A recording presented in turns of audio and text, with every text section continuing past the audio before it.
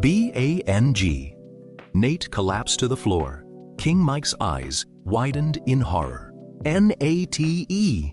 Before anyone could react, the soldier from Velmora shouted, "My king! Where's the second target?" Mike slowly turned toward Hank. "You set me up!" Hank looked just as shocked. "What? No! I never ordered this." At that moment, Julian walked back into the room. "What happened?" he asked. But something felt off. Mike looked at him for a few seconds. Then he noticed it. Gunpowder residue on Julian's gloves. Mike's expression changed instantly. "It was you!" Julian smiled. "Congratulations. You finally figured it out." Everyone froze, even Hank. Julian slowly pulled another pistol from beneath his coat. 20 years ago, Velmora and Ironvale executed my father. He wasn't innocent, but neither were your kingdoms. So I decided, if I couldn't destroy your armies, I'd destroy your trust. Hank frowned. "The merchants?" Julian nodded. "I killed them." Mike couldn't believe what he was hearing. "The evidence, fake. The first shots of the war. My plan. Every battle, every death, every child who lost a parent. Because of me." Hank dropped to his knees. "All these years, we were fighting the wrong enemy." Julian laughed. "Exactly. Hatred is the easiest weapon in the world." Suddenly, BANG. Ruff fired first. The bullet hit Julian in the shoulder.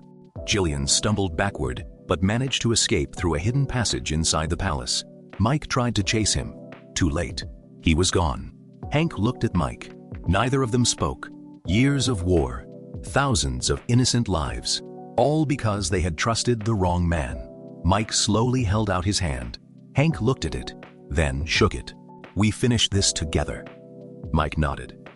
"Not as enemies. As brothers." Julian disappeared into the hidden tunnel beneath the palace. "After him!" King Mike shouted.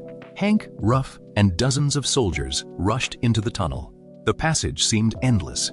Torches flickered along the walls, but when they finally reached the exit, Julian was gone. Only a small radio lay on the ground. Suddenly, a voice echoed from it. "If you're hearing this, you're already too late." The four men looked at each other. Julian laughed. "For years, you believed the war was your greatest mistake. But the war was only the beginning." Hank frowned. "What are you talking about?" "The moment you declared war, I started building something much bigger." Mike's face turned pale. "No!" Julian smiled through the radio. "Oh yes. While your soldiers were busy killing each other, I was recruiting the criminals, the mercenaries, the people who had lost everything because of your war. And now, they all work for me." At that moment, one of Ironvale's soldiers ran toward the kings. "Your Majesty, you need to see this!" The four men rushed outside. What they saw made them freeze. Thousands, no, tens of thousands of armed soldiers stood on the hills surrounding the palace. Black flags waved in the wind. In the center stood a giant banner, a silver wolf. Julian's symbol. The radio crackled one last time. "I didn't start a war between two kingdoms. I created an army, and now I'm coming for both of your cities." The transmission ended. Silence filled the battlefield. King Hank slowly looked at King Mike. "We can't stop this alone." Mike nodded. "For the first time in history, Velmora and Ironvale will fight."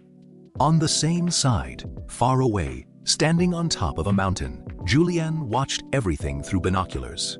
He smiled. Let the real war begin. The alliance between Velmora and Ironvale spread across the kingdoms within hours.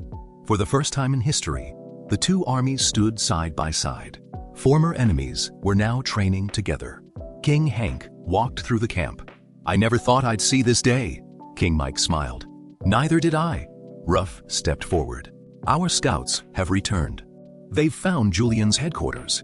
Everyone gathered around the map. Ruff pointed toward a mountain range, an abandoned fortress, surrounded by cliffs. Only one bridge leads inside. Mike nodded. "Then we attack, before he grows any stronger." At sunrise, more than 50,000 soldiers marched toward the fortress. Hundreds of tanks rolled through the valley. Cannons were pulled into position. The army stopped just outside the bridge. Everything was silent. Too silent. Hank frowned. Where are they? Just then, Julian's voice echoed from the fortress walls. You actually came. The giant gate slowly opened, but no soldiers walked out. Instead, hundreds of innocent civilians appeared. Men, women, children. All of them were chained together. The Allied army froze. Mike looked up. What have you done? Julian smiled. You wanted to attack, so go ahead. Fire your cannons. Kill me! And kill them too. No one moved. The soldiers lowered their weapons. Hank clenched his fists. You monster! Julian laughed. You still don't understand. I don't need the strongest army. I only need good people who refuse to make impossible choices. Suddenly, a horn echoed across the mountains. Boom! The bridge exploded. The Allied army was thrown backward as rocks crashed into the valley. Before the dust settled, thousands of Julian's soldiers poured out from hidden tunnels behind the mountains. It was a trap! Ruff shouted. The Allied army turned around. They were completely surrounded. Julian raised his hand. Welcome to the Second War, to be continued.